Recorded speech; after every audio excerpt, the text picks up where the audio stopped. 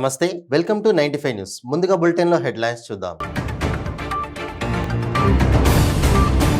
నల్లగొండ జిల్లా కట్టంగూరు గ్రామ పంచాయతీ ఉప సర్పంచ్ అంతటి సీనుపై అవిశ్వాస తీర్మానం. కాంగ్రెస్ పార్టీకి చెందిన 14వ వార్డు మెంబర్ చింతల రష్మి ఏకగ్రీవ ఎన్నిక. పెద్దపల్లి జిల్లా కలెక్టరేట్ ఎదుట వ్యక్తి ఆత్మహత్యా యత్నం. తన భూమి పత్రాలు అధికారులు ఫోర్జరీ చేశారని మనస్తాపం.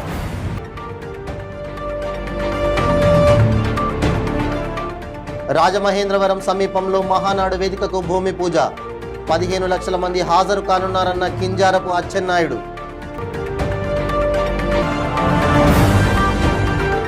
విశాఖ జిల్లా మల్కాపురం పోలీస్ స్టేషన్ పరిధిలో మహిళ మృతి. ప్రమాదవశాత్తు మేడపై నుండి కింద పడి దుర్మరణం. ఇక ఇప్పుడు బులెటిన్లో డీటెయిల్స్ చూద్దాం. నల్లగొండ జిల్లా కట్టంగూరు గ్రామ పంచాయతీ ఉప సర్పంచ్ అంతటి శ్రీనుపై జరిగిన అవిశ్వాస తీర్మానంలో అంతటి శ్రీనును తొలగించి పంచాయతీ పాలకవర్గం అధికారుల సమక్షంలో కాంగ్రెస్ పార్టీకి చెందిన 14వ వార్డు మెంబర్ చింతల రష్మిని ఏకగ్రీవంగా ఎన్నుకున్నారు. ఉప సర్పంచ్ ఎన్నిక అనంతరం గ్రామ పంచాయతీ భవనం నుండి బయటికి వచ్చిన ఉప సర్పంచ్ అంతటి రష్మిని బీఆర్ఎస్ నాయకులు కారులో తీసుకెళ్తుండగా కాంగ్రెస్ నాయకులతో పాటు ఉప సర్పంచ్ భర్త కొండలరెడ్డి అడ్డుకున్నారు. ఈ క్రమంలో ఇరు వర్గాల మధ్య తీవ్ర ఉద్రిక్తత ఏర్పడింది. ఒకరిపై ఒకరు బాహాబాహికి దిగారు. ఈ ఘర్షణలో ఉప సర్పంచ్ భర్త చొక్కా చెరిగిపోయింది. అయినా బీఆర్ఎస్ నాయకులు ఉప సర్పంచ్ని కారులో ఎక్కించుకొని తీసుకెళ్లారు. బీఆర్ఎస్ నాయకుల తీరుకు నిరసనగా కాంగ్రెస్ పార్టీ నాయకులు ఉప సర్పంచ్ భర్త గ్రామ పంచాయతీ భవనం ముందు ధర్నా నిర్వహించారు.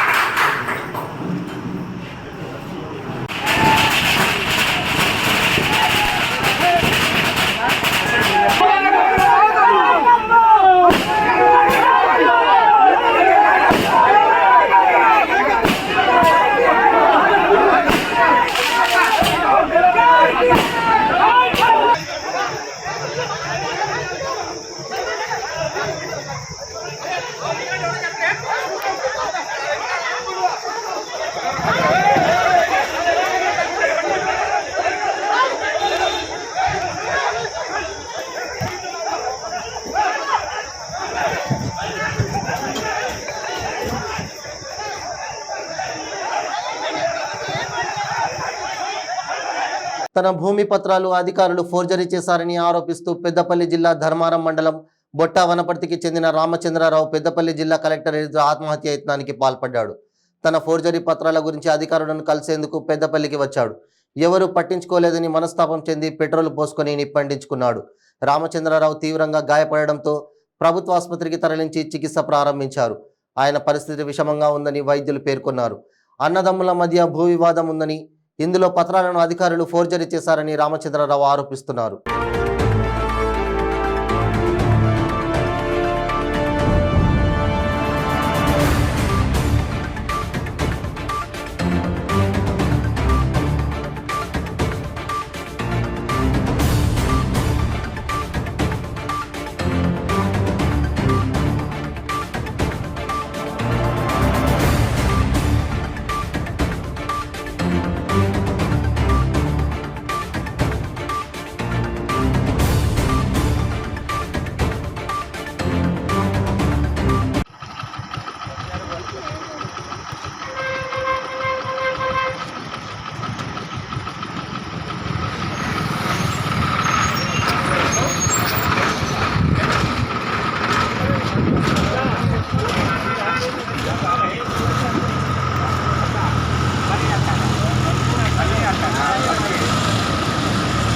తూర్పుగోదావరి జిల్లా రాజమహేంద్రవరం సమీపంలో ఈ నెల 27, 28 తేదీల్లో నిర్వహించే మహానాడుకు ఏపీ తెలుగుదేశం పార్టీ అధ్యక్షుడు కింజారపు అచ్చెన్నాయుడు మహానాడు వేదిక వద్ద భూమి పూజ నిర్వహించి పనులను ప్రారంభించారు. ఈ కార్యక్రమంలో ఆయన మాట్లాడుతూ మహానాడు నిర్వహణకు తెదేపా సీనియర్ నాయకులు సభ్యులుగా 200 మందితో కూడిన 16 కమిటీలను నియమించామన్నారు. మహానాడుకు 15 లక్షల మంది ప్రజలు, పార్టీ నాయకులు వచ్చే విధంగా సభా వేదికను తీర్చిదిద్దుతున్నట్లు వారు వెల్లడించారు. భూమి పూజలో తెలంగాణ రాష్ట్ర అధ్యక్షులు కాసాని జ్ఞానేశ్వర్, యనమల రామకృష్ణుడు, గోరంట్ల బుచ్చయ్య చౌదరి, ఆదిరెడ్డి, భవానీ, రెడ్డి సుబ్రహ్మణ్యం సీనియర్ నాయకులు పాల్గొన్నారు.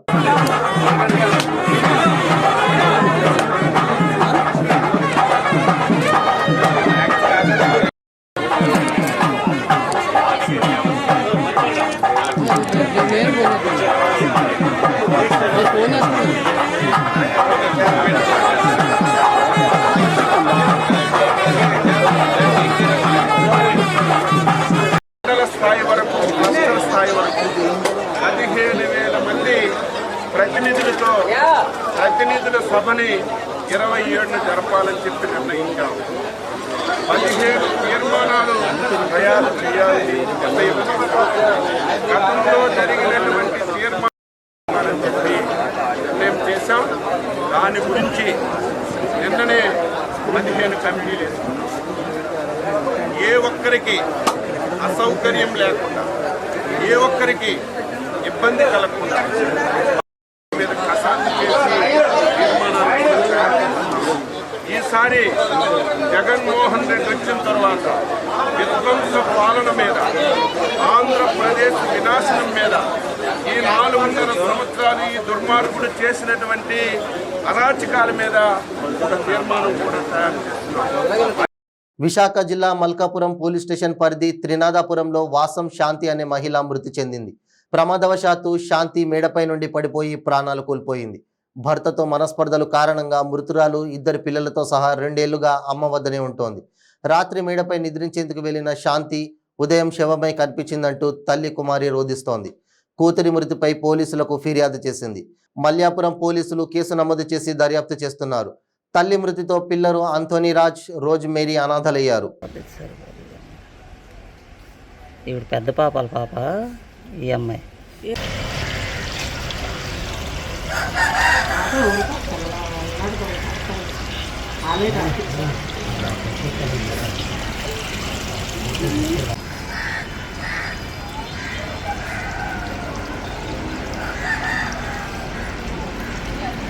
ఎన్ని గంటలతో ఇప్పుడు జరిగిందంటారు? మాకు నాని 2 గంటలు పడుకున్నాం కదా, 2కి పడుకున్నామమ్మా. మాతో పడుకున్నా కానీ బయట పడుకుంటాను నేను, మీరు లోపల పడుకున్నా కానీ తలుపు వేసింది. ఆ తర్వాత మళ్ళీ తలుపు తీసి పడుకుంది. ఆ పాప, చిన్న పాప కూడా దాంతో పడుకుంది. ఆ తర్వాత పాప ఏమో ఇంట్లోకి వచ్చింది ఫోన్ అట్టుకొని. కానీ అదొకటి పడుకుంది. అయితే పడుకుంటుందేమో అనేసి మేము ఇంట్లో పడుకున్నాము. పిల్లలు 4 పిల్లలు నేను ఇంట్లో పడుకున్నాము. అది మా దీని మీద పడుకుంది. మీరే చూసారా? ఎవరైనా చెప్పారు అవతల పడిపోయిందని చెప్పి?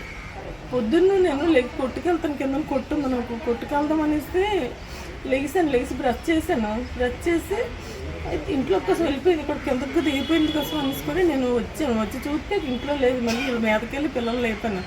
మమ్మీ ఏదైనాని, మమ్మీ లేదేంటి ఎక్కడికి వెళ్ళింది అని అంటే ఒకసారి చెప్పడం వెళ్ళిపోతుంటుంది. ఎక్కడికి చెప్పింది నాకు చెప్పగానే పిల్లలకి చెప్తుంది. ఎక్కడికి వెళ్ళినా నేను తిడతానని నాతో చెప్పదు. అయితే నాకు చెప్పకుండా వెళ్తుంది. వాళ్ళకి పిల్లలకి చెప్పింది ఏమనిసి ఎక్కడికి నాని మమ్మీ లేదు ఎక్కడికి వెళ్ళాలని చెప్పింది. ఏంటంటే మాకేం చెప్పలేదమ్మా, మేము పడుకున్నాం కదా అని అన్నాడు. అయితే లేదు నాన్న అని అన్నాను. అంటే అప్పుడు ఆడన్నాడు రాత్రి 12 గంటల కింద ఎవరు గొడవడుకుంటే అక్కడికి వెళ్ళిపోయింది. దాని వెనకాల పిల్లలు కూడా వెళ్ళిపోయారు.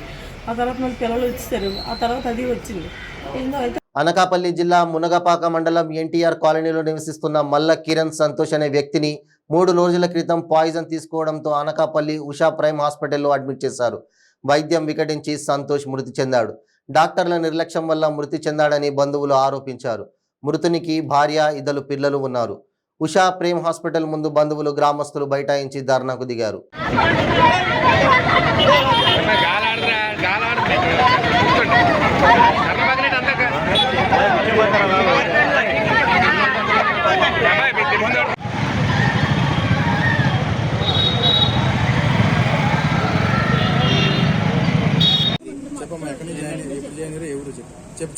మాది మునోపాక అయితే గవర్నమెంట్ హాస్పిటల్కి తీసుకెళ్తే ఎన్టీఆర్ హాస్పిటల్కి తీసుకెళ్ళమంటే అక్కడికి తీసుకెళ్ళాం. అక్కడ అంటే కేజెచ్కి రాస్తే నా భర్త జర్నీ ఎక్కువైపోతుంది, దూరం అయిపోతాడు నాకు అని చెప్పేసి దగ్గరలో ఉందని హాస్పిటల్కి తీసుకొచ్చాను. నా తల తాకట్టయినా సరే నా భర్త రక్షించుకుంటానని హాస్పిటల్కి తీసుకొచ్చాను. నిన్న అంతా లెగిసాడు. నిన్న ఉదయం నుండి సాయంత్రం వరకు అని చెక్క మాట్లాడాడు. చెక్క నవ్వుతూ వచ్చిన వాళ్ళందరినీ కూడా చెక్క మాట్లాడాను, చెక్క పలకరించాడమ్మా. రాత్రేమో ఇంకా అందరం వస్తే లోపల ఉంది, అందరూ ఉండకూడదని చెప్పేసి సెక్యూరిటీని బయటకు పంపించేశారు. బయటకు పంపించి వెళ్ళక బయటకు వచ్చేసి ఇంకా లోపలికి వెళ్ళలేదు. ఆ టైంలోనేమో మేము అందరం వెళ్ళిపోయాం అనుకొని ఆ పేషెంట్ అందరూ మీరు అందరూ వెళ్ళిపోయారు బయటకు అని చెప్పేసి అమ్మ మా వాళ్ళందరూ వెళ్ళిపోయారు, నేను ఇంటికి పోతానని చెప్పేసి బయటకు వచ్చేసాడు. ఎప్పుడైతే బయటకు వచ్చాడో బుజ్జి ఈ ఒక్క రోజంతా మనం వెళ్ళిపోతాం బుజ్జి, ఈ ఒక్క రోజు ఊపు పట్టు ఉదయానికి డిశ్చార్జ్ ఇచ్చేస్తామన్నారు. వెళ్ళిపోతాం బుజ్జి, ఒక్క రోజు ఊపు పట్టు బుజ్జి అని చెప్పి నేనే బలవంతంగా పుడకబెట్టేసాను మంచం మీద. నా చేతులతో నేనే బలవంతంగా పెట్టేసి ఇంజక్షన్ చేయించేసాను. ఎంత పవర్ ఒప్పటికి రియాక్షన్ వచ్చేసింది. ఇంజక్షన్ ఎంత ఇంకా ఇంజక్షన్ చేయబడికి బాడీ అంతా కదిలిపోయి ఇంకా హార్ట్ బీట్ అటాక్ స్పీడ్ అయిపోయి మొత్తం బేబీ అంటే డౌన్ అయిపోయి మొత్తం అంతా హార్ట్ బీట్ అంటే పెరిగిపోయింది. ఇంక ఫుల్గానా ఇంక మొత్తం ఇంకా ఏదోలాగా అయిపోయాడు మనిషి అంతా ఉక్కిరి బిక్కిరి అయిపోతే ట్రీట్మెంట్ చేశారు. అప్పుడు డాక్టర్ అమ్మ వచ్చి అడిగింది, ఏ ఇంజక్షన్ ఇచ్చావమ్మా అని అడిగితే ఏ ఇంజక్షన్ ఇచ్చావమ్మా అంటే ఏదో ఇంజక్షన్ చెప్పిందమ్మా. అమ్మాయి ఏదో అదెందుకు ఇచ్చావే అని తల కొట్టుకుందమ్మా. అప్పటి వరకు నేను ఆ పక్కనే ఉన్నానమ్మా. అప్పటి వరకు అప్పుడే అన్నా నేనమ్మా, నేను అప్పుడే అన్నాను. ఎప్పుడు చేస్తారు ఇంజక్షన్? ఎప్పుడు చేస్తారు? ఇంజక్షన్ రాత్రే. నా పేరు మంజు. చిత్తూరు జిల్లా పూతలపట్టు మండలం పాలకూరు సమీపంలో గల 6 వేలో రోడ్డు ప్రమాదం జరిగింది. ముందు వెళ్తున్న లారీని వెనుక నుంచి కారు ఢీకొనడంతో ఒక మహిళ మృతి చెందగా మరో 3 తీవ్ర గాయాలయ్యాయి. సమాచారం అందుకున్న పోలీసులు సంఘటనా స్థలానికి చేరుకొని క్షతగాత్రులను చిత్తూరు ప్రభుత్వ హాస్పిటల్కి తరలించారు.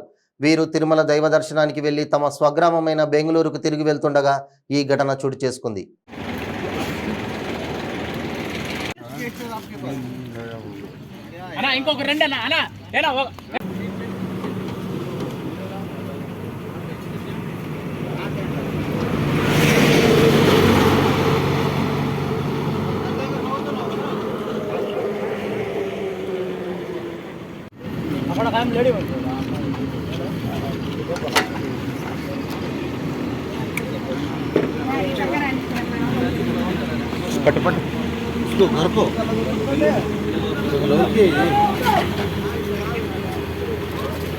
ప్రజా ఛార్జీ షీట్ పేరిట బీజేపీ బందరు నియోజకవర్గ ఇన్ఛార్జ్ ప్రముఖ న్యాయవాది సోడిశెట్టి బాలాజీ ఆధ్వర్యంలో బందరు కోనేర్ సెంటర్ నుండి ఆర్పేట పోలీస్ స్టేషన్ వరకు భారీ ర్యాలీ నిర్వహించారు. ఈ కార్యక్రమంలో పార్టీ శ్రేణులు భారీగా పాల్గొన్నారు. ఈ సందర్భంగా ఆయన మాట్లాడుతూ పోర్టు పనులు అంటూ ప్రజాధనం వృధా చేస్తున్నారన్నారు. మట్టి మాఫియా, వైసీపీ నాయకుల అవినీతిపై పోరాటం చేస్తామని వెల్లడించారు.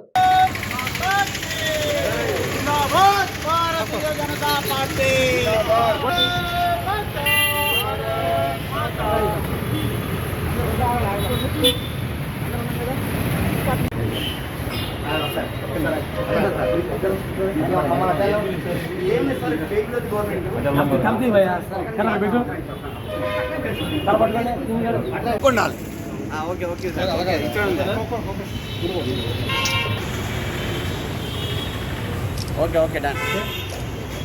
మీరు చాలా పెద్ద ఎత్తున మేము మచిలీపట్నం నియోజకవర్గంలో చేయడం జరిగింది. ప్రజా ఛార్జ్ షీట్ అంటే 2019లో వైసీపీ పార్టీ మా రాష్ట్ర అధ్యక్షులు సోమవీరాజు గారి నాయకత్వంలో రాష్ట్ర ప్రభుత్వంపై ప్రజా ఛార్జ్ షీట్ అనే ఒక కార్యక్రమం. ఇప్పుడు ఒక షార్ట్ బ్రేక్. మీ పెళ్లి రోజు, పుట్టినరోజులు, మరే ఇతర శుభ కార్యక్రమాలకైనా మీ బంధువులకు, శ్రేయోభిలాషులకు శుభాకాంక్షలు చెప్పాలనుకుంటున్నారా? మీ ఇంట్లో జరిగే శుభకార్యాలను టీవీలో చూడాలనుకుంటున్నారా? అయితే ఆలస్యం ఎందుకు?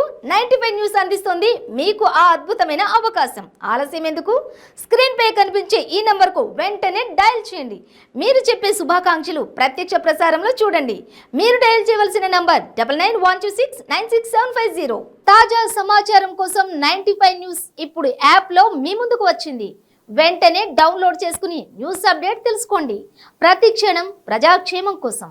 Welcome back to 95 news. Madanapalle Bengaluru జాతీయ రహదారిలో జరిగిన హత్య కేసులో 3 నిందితులను పోలీసులు అరెస్ట్ చేశారు. మదనపల్లి గ్రామీణ మండలం వేంపల్లి బెంగళూరు రోడ్డు కూకమానుగడ్డ వద్ద మే 7వ తేదీన మౌలాలి కుమారుడు అక్రమ్ హత్యకు గురైన ఘటన అందరికీ విదితమే. ఈ కేసు విచారణ చేపట్టిన తాలూకు పోలీసులు అన్ని కోణాలలో విచారించి 7వ తేదీ రాత్రి పెట్రోల్ బంక్ వద్ద జరిగిన గొడవ కారణంగా 3 యువకులు పఠాన్ అక్రమ్ను హత్య చేసినట్లు నిర్ధారించారు. ఈ కేసుకు సంబంధించిన 3 నిందితులను అరెస్ట్ చేసి రిమాండ్కు తరలిస్తున్నట్లు మదనపల్లి డీఎస్పీ కేశపత్ పేర్కొన్నారు. కర్ణాటక రాష్ట్రంలో బార్డర్ అయిన దీనికి రాయలపాడుకు పోయి అక్కడ వాళ్ళు ఏదో బార్లో తాగేవాళ్ళు తాగినారు.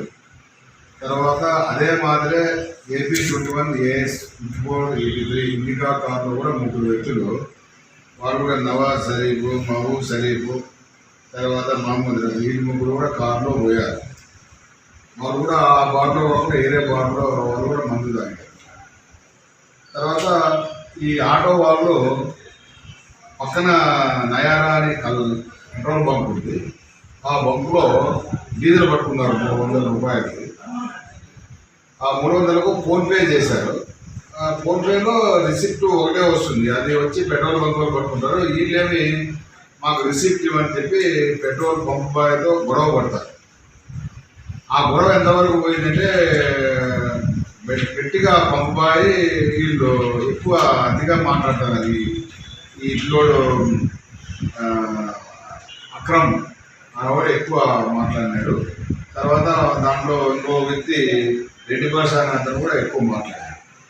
వీళ్ళిద్దరూ వల్గర్గా పంపాయని చెప్తారంటే ఈ మధ్య కాలంలో ఈ కాలంలో కూడా వీళ్ళు ఉన్నారు కదా, మహబూబ్ షరీఫ్, నవాజ్ షరీఫ్, తర్వాత ఈ రఫీ, వీళ్ళ కారు కూడా డీజిల్ పోయింది అదే పంప్కి. అప్పుడు వీళ్ళు కూడా డీజిల్ పట్టుకునేకి లేట్ అయిందని చెప్పి విషయం తెలుసుకొని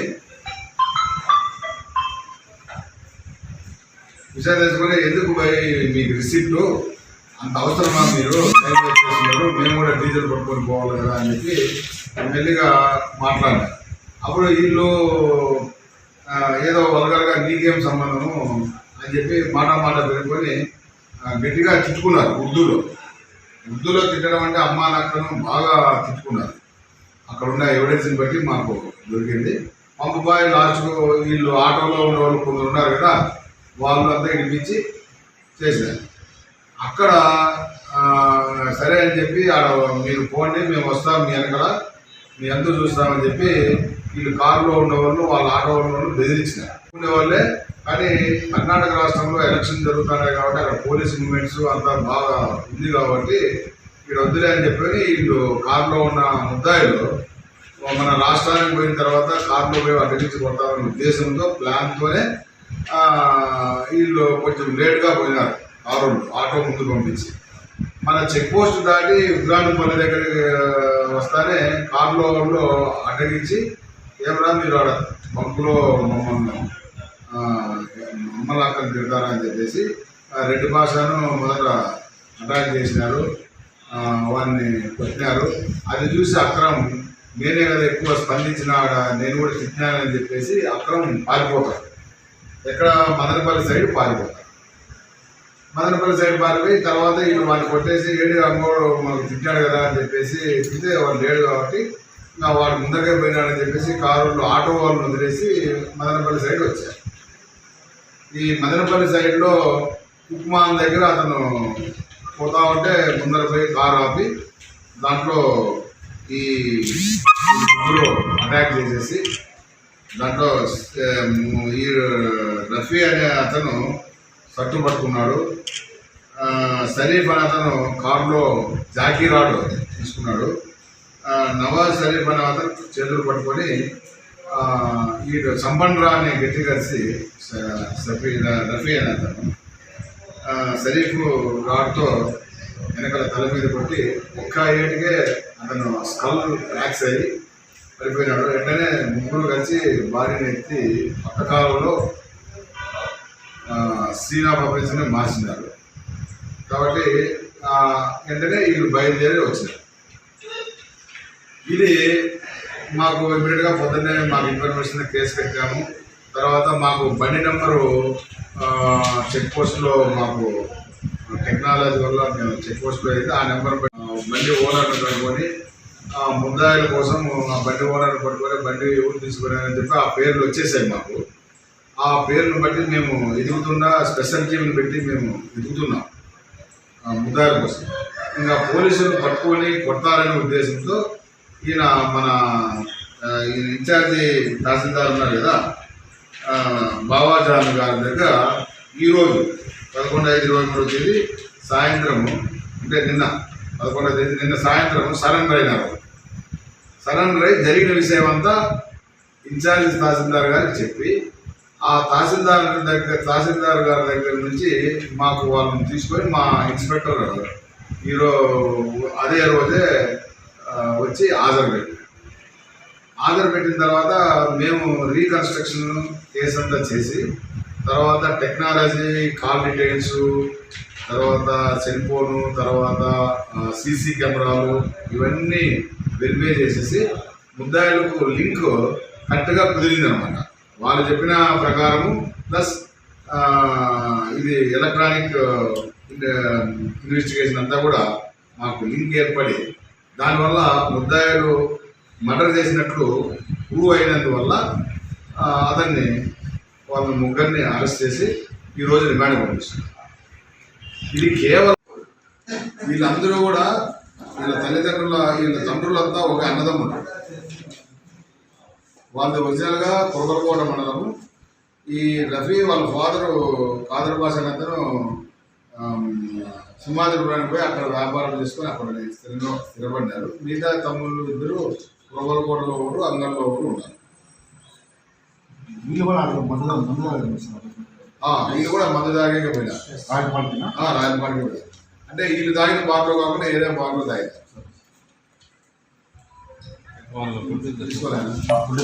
నాయుడుపేట ఆర్టీసీ బస్టాండ్లో అక్రమంగా గంజాయి తరలిస్తున్న వ్యక్తిని అదుపులోకి తీసుకొని 4.100 కేజీల గంజాయిని స్వాధీనం చేసుకున్నట్లు Naidupeta SEB CI RUV N Prasad తెలిపారు. స్థానిక సెబ్ కార్యాలయంలో మీడియా సమావేశం నిర్వహించి వివరాలు వెల్లడించారు.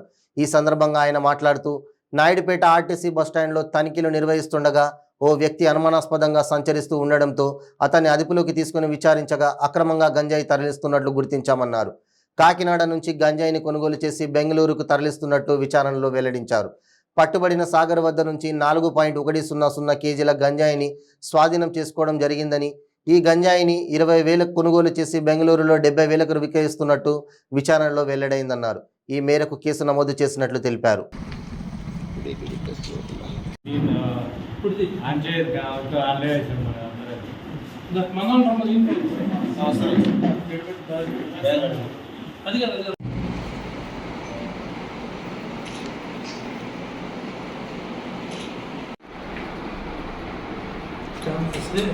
ఈ గుజ్జారి సాగరు లేదంటే అక్కడ పెడతాను బాబు, వాళ్ళకి ఇచ్చి ఒక ఫోటో తీసుకుంటారు, పేరు రాసిచ్చి ఫోటో. ఈరోజు తిరుపతి జిల్లా ఎస్పీ పరమేశ్వర రెడ్డి గారి ఆదేశాల మేరకు మరియు మా అడిషనల్ ఎస్పీ సెబ్ రాజేంద్ర గారి ఆదేశాల మేరకు ఉదయం తనిఖీలు చేస్తాం. వాహన తనిఖీల్లో బస్టాండ్ ఏరియా బాగా దొరికింది. మా తనిఖీల్లో భాగంగా బస్టాండ్ ఏరియా తనిఖీలు చేస్తుంటే ఒక వ్యక్తి ఆ ఏరియాలో మాకు అనుమానాస్పద పరిగిస్తూ ఉన్నాడు. అతను పట్టుకొని విచారించగా అతని దగ్గర 4 కిలోల 100 గ్రాములు గంజాయి దొరికింది బ్యాగ్లో, రెడ్ బ్యాగ్ అదే. అతను పెన్నుర్తి ఏరియాకి సంబంధించిన గుజ్జారి సాగర్ అతని పేరు. వాళ్ళ ఫాదర్ పేరు వచ్చి లీలా ఆనందరావు, లేట్ చనిపోయాడు ఆయన. ఇతను పెందుర్తి రత్నగిరి నగరు Y2K పార్క్ దగ్గర విశాఖపట్నం జిల్లా అవుతుంది. ఇతను ప్లస్ ఇతను ఏం చేశాడంటే కాకినాడకు చెందిన వినోద్ అనే అతను ఉన్నాడు. ఇతను కలిసి జాయింట్గా వ్యాపారం చేయడం స్టార్ట్ చేయడం. ఇతను ఉద్యోగం అనే పోయిందంట. అందువల్ల ఏంటంటే ఇతను కలిసి ఈ గంజాయి వ్యాపారం చేసి ఈజీ మనీ కోసం స్టార్ట్ చేశారు. ఇతనికి గంజాయి వచ్చి ఆ వినోద్ తీసుకొని వచ్చి విశాఖపట్నంలో తెచ్చిచ్చాడు.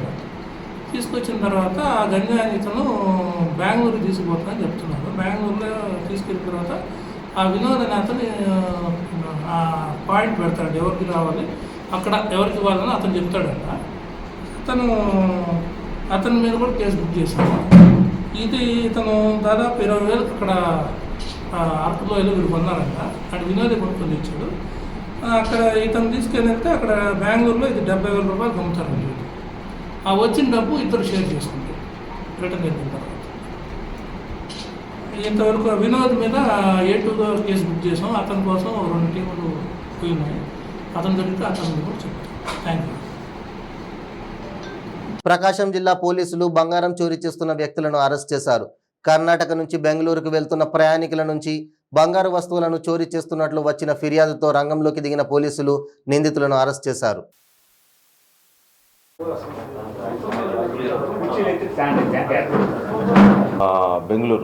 కర్ణాటక బెంగళూరు నుంచి విజయవాడ వెళ్ళే KSRTC బస్సులో ఒక ప్రయాణికురాలు ఎక్కుతారు. ఆమె బ్యాగ్లో నుంచి ఒక 124 గ్రాములు బ్యాగ్లో క్యారీ చేసుకుంటూ ఆమె బయలుదేరుతారు. అదే బస్సులో ఈ గుంటూరు అమరావతి మండలం గుంటూరు జిల్లా కొండపనేని సుధాకర్ అనే ఒక అతను కూడా అదే బస్సులో ట్రావెల్ చేస్తాడు. తర్వాత మరుసటి రోజు ఆమె బ్యాగ్లో ఒక గోల్డ్ మొత్తం పోయిందని చెప్పి తాలూకా పోలీస్ స్టేషన్లో ఆమె ఇక్కడికి వచ్చిన తర్వాత చూసుకొని కంప్లైంట్ చేయడం జరుగుతుంది. తర్వాత ఒంగోలు SP గారి ఇన్స్ట్రక్షన్స్ మేరకు స్పెషల్ టీమ్స్ ఫామ్ చేసి ఈ మోడస్ ఆపరాండి ఎవరైతే ఉన్నారో ఈ బస్సులో ప్రయాణం చేస్తూ ఈ ప్రయాణికుల దగ్గర నుంచి బ్యాగ్లో వాళ్ళు నిద్రపోతున్న సమయంలో ఎవరైతే ఈ దొంగతనాలు చేస్తున్నారో ఆ ఎంబో క్రిమినల్స్ అన్ని మనం ఒకసారి వెరిఫై చేయగా ఈ కొండపనేని సుధాకర్ అతని మీద మాకు సస్పెషన్ వచ్చి అతను విచారిస్తే అతను నేరం ఒప్పుకున్నాడు. ఇతను ఒక దాదాపు 6 కేసులు ఉన్నాయి. ఎక్కువ తెలంగాణలో ఉన్నాయి. అంతర్రాష్ట్ర ముద్దా ఇతను. జగ్గైపేటలో 2019లో ఒక కేసు, తర్వాత 2020లో సైబరాబాద్లో కేసు, 2022లో బాలానగర్ పోలీస్ స్టేషన్ తెలంగాణలో 4 కేసులు ఉన్నాయి ఇతని మీద. ఇతను మామూలుగా రెగ్యులర్గా ఇతను మోడస్ ఆపరేషన్ ఏంటంటే బస్సులో వెళ్ళే ప్రయాణికుల్ని గమనిస్తూ నైట్ టైం ఈయన స్లీపర్ కోచ్లో ఎక్కుతాడు, బ్యాగులను గమనిస్తాడు. ఎవరైతే ఆదమర్చి నిద్రపోతున్న సమయంలో ఆ బ్యాగ్ తీసుకుని దిగేస్తాడు. సో టోటల్గా 124 గ్రాములు విలువగల బంగారం. దీంట్లో 2 బంగారు గాజులు, 2 బంగారు ఉంగరాలు, 1 బంగారు నల్లపూసల దండ, 1 బంగారు హారము, డాలర్ చైను, 2 జతల చెవురింగులు, మొత్తం కలిపి 124 గ్రాములు 7,40,000 రూపాయల విలువగల ఈ బంగారు ఆభరణాలని మనం రికవర్ చేయడం జరిగింది. బులెటిన్ ముగించే ముందు హెడ్లైన్స్ మరోసారి. నల్లగొండ జిల్లా కట్టంగూరు గ్రామ పంచాయతీ ఉప సర్పంచ్ అంతటి సీనుపై అవిశ్వాస తీర్మానం. కాంగ్రెస్ పార్టీకి చెందిన 14వ వార్డు మెంబర్ చింతల రష్మి ఏకగ్రీవ ఎన్నిక. పెద్దపల్లి జిల్లా కలెక్టరేట్ ఎదుట వ్యక్తి ఆత్మహత్యా యత్నం. తన భూమి పత్రాలు అధికారులు ఫోర్జరీ చేశారని మనస్తాపం.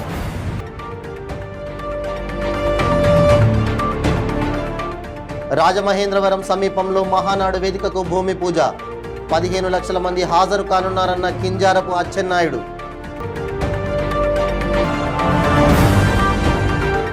విశాఖ జిల్లా మల్కాపురం పోలీస్ స్టేషన్ పరిధిలో మహిళ మృతి. ప్రమాదవశాత్తు మేడపై నుండి కింద పడి దుర్మరణం. ఇవి బులెటిన్ అప్డేట్స్. మరిన్ని అప్డేట్స్ కోసం చూస్తూనే ఉండండి 95 న్యూస్. ప్రతి క్షణం ప్రజాక్షేమం కోసం. నమస్తే.